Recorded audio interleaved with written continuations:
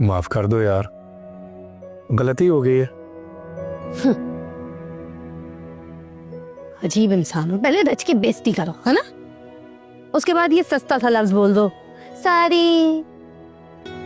अच्छा कोई महंगा लफ्ज बता दो, मैं वो बोल देता हूँ।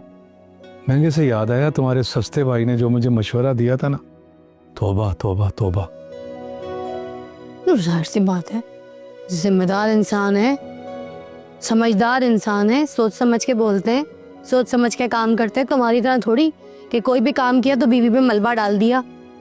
तुम तो जानती हो किंजा, मैं अब्बा जी को परेशान नहीं देख सकता, और उस वक्त अब्बा जी बहुत परेशान थे,